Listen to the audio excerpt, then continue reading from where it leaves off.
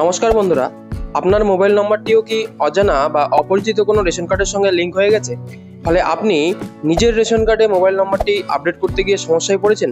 চিন্তা নেই, আজকের এই ভিডিওতে আমি আপনাকে দেখাবো কিভাবে আপনি মাত্র 2 মিনিটে নিজের মোবাইল ফোন ব্যবহার করে সেই ভুল লিঙ্ক হওয়া রেশন কার্ড থেকে আপনার মোবাইল নম্বরটিকে ডিলিঙ্ক করতে পারবেন। অফিসিয়াল ওয়েবসাইট ব্যবহার করে কোনো অফিসে না গিয়ে একদম ফ্রিতে ঘরে বসেই আপনার অজান্তেই লিঙ্ক হয়ে যাওয়া অন্য রেশন কার্ড থেকে আপনার নাম্বারটিকে ডিলিঙ্ক করে নিতে পারবেন।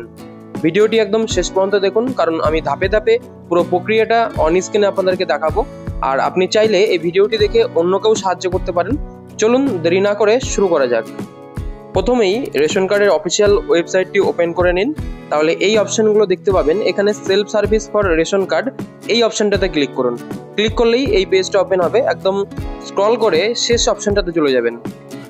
এখানে অপশন রয়েছে ডিলিঙ্ক মোবাইল, এই ক্লিক হিয়ারে ক্লিক করুন। এরপর এইখানে এন্টার মোবাইল নাম্বারের বক্সে আপনি যে নাম্বারটা ডিলিঙ্ক করাতে চান সেই নাম্বার লিখে সেন্ড ওটিপিতে ক্লিক করুন। এরপর সেই ওটিপিটি এন্টার করলেই অটোমেটিক ভেরিফাই হয়ে পরবর্তী যে পেজ সেইখানে আপনাদের নিয়ে চলে যাবে। এইখানে লিস্ট পেয়ে যাবেন যে আপনার নম্বরে কোন কোন রেশন কার্ড লিঙ্ক রয়েছে। যেটা আপনার রেশন কার্ড নয় বা আপনার ফ্যামিলির রেশন কার্ড নয়, সেটাকে এখান থেকে সিলেক্ট করে কনফার্মে ক্লিক করবেন। এরপর এই মেসেজটি আপনাদের সামনে শো করবে, যেখানে দেখাচ্ছে যে এই রেশন কার্ড নাম্বারটা এই মোবাইল নাম্বার থেকে আপনি কি ডিলিঙ্ক করাতে চান।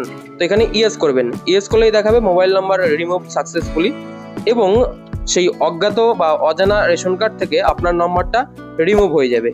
এইভাবেই আপনি যে কোনো অজানা বা অজ্ঞাত রেশন কার্ড থেকে আপনার নম্বরটিকে ডিলিঙ্ক করে নিতে পারবেন। আশা করি এই ভিডিওটি আপনার উপকারে এসেছে। যদি ভালো লেগে থাকে তাহলে একটা লাইক করে দিন, চ্যানেলটি সাবস্ক্রাইব করুন এবং আপনার মতামত কমেন্টে জানান। আর হ্যাঁ, বন্ধুদের সঙ্গে ভিডিওটি শেয়ার করতে ভুলবেন না।